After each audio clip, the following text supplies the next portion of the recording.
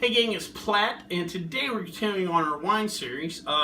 We've been around the world and it's time to come back home. That's right, we're back to the USA. The United States is the fourth largest wine producer in the world. It is actually the largest importer of wine in the world. The United States has roughly 1.1 million acres under vine, which makes the U.S. the sixth most planted country in the world. The U.S. has kind of a different story than the rest of the New World wine countries in the sense that we already had native grapes growing here. You might remember Australia, South Africa, they had to bring in the classic Vitis vinifera grapevines to those countries to create their wine industry or be able to produce wine. Well, here in the U.S. we had several varieties of native grapes. The most popular by far is Vitis Labrusco. You might remember that name when we're talking about phylloxera. They used Labrusco roots and would graft them onto the vines of other Vitis vinifera. The first wine produced in the U.S. was roughly in the 1560s by the French Huguenots in that winemaking juggernaut of Jacksonville, Florida. Later on, around 1620, the first Vitis vinifera plants were brought to the U.S. and planted in Virginia. Unfortunately, they did not survive. The Virginia climate's a lot different than Europe, and local pest larvae just never gave it a shot. But later on, roughly in 1683, William Penn, yes, that William Penn of the Pennsylvania colony, was the first to cross French Vitis vinifera with the local Lambrusco grape and created something that could survive here in the U.S. and produce a quality wine. In 1769, wine finally made it out to California, and the first vineyard was established by Franciscan missionaries near San Diego, and this set off obviously a long, rich history of California wines.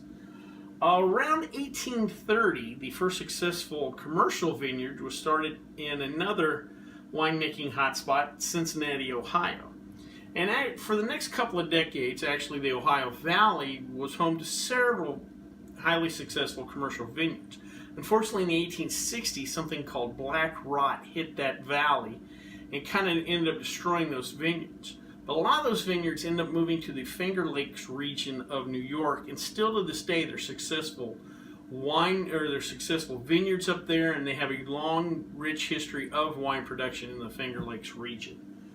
Like a lot of other countries we talk about, the U.S. wine history or wine industry's kind of had an up and down existence. The downtime started in the U.S. roughly around 1846 when Maine decided to go dry or abolish the sales of alcohol. And this set off a several decade long movement of temperance that finally capped in 1920 when we went to nationwide prohibition, and that lasted till 1933. Now obviously nationwide prohibition obviously hurt the vineyards as far as revenue generation. Some survived planting regular table grapes or other crops, but it did wipe out most of the commercial vineyards. But it also ended up changing the palate of Americans. Before Prohibition, most people drank classic dry wines. Afterwards, people were looking for something different. They wanted sweet wines, they wanted cheaper jug wines. In 1933, when Prohibition ended, we were still in the Depression. People's taste buds had changed. They became simpler. They weren't necessarily looking for anything sophisticated. The United States has its own version of AOC, DOC, or denomination denotation. Here in the U.S. they use the term AVA, American Viticultural Areas. In June 1980, the first AVA was established, and it was the Augusta AVA in All Places, Missouri. After that, all the usual suspects or traditional wine growing regions in America were grandfathered in, your Sonomas, your Napa Valleys, etc. But the first one was actually in Missouri. Here, if there's an AVA on the label, it has to be at least 85% from that AVA. In the U.S., the major thing as far as labeling goes is varietals, unlike France and other areas of the world where you have to know what goes on in that region to know what's in the bottle.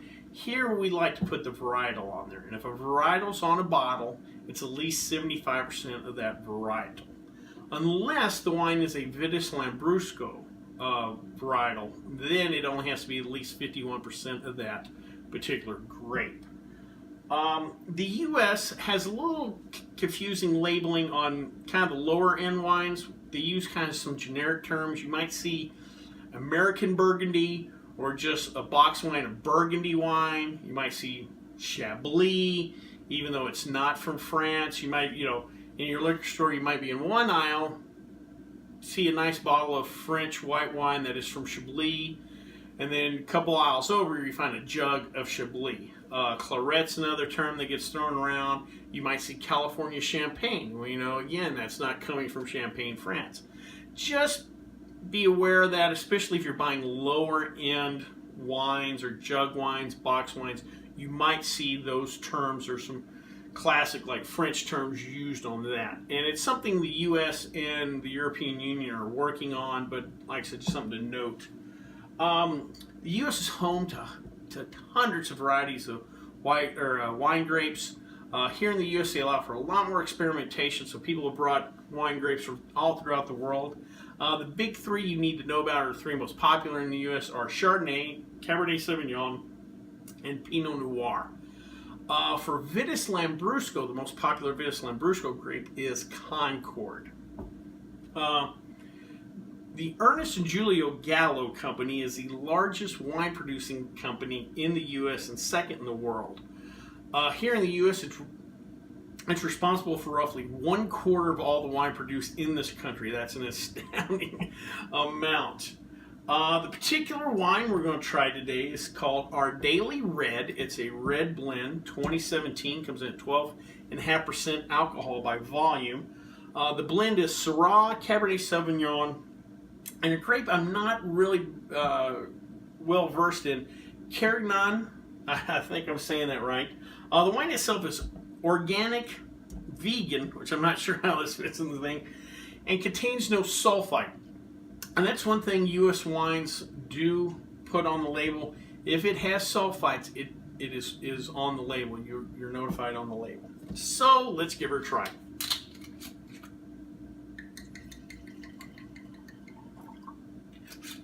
All right. A little swirl.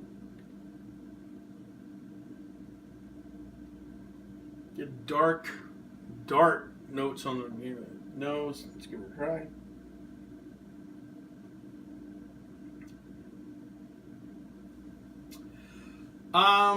Little sweetness up front.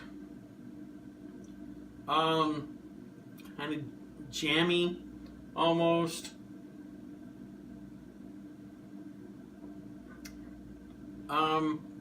Body's low, medium-ish. Nice wine, kind of simple. A lot of red fruit.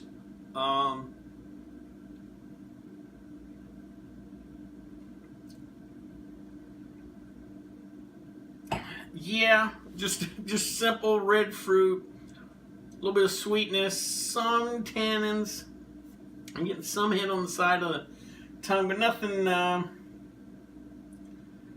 right home, to be honest. Well, I hope you liked this video. And if you did, please subscribe down below. Also, feel free to like this video because that lets YouTube know that we're putting out good content. If you have any questions, comments, or concerns, you can leave them in the comment section, or you can always contact me on the Twitter page. Till next time, bottoms up.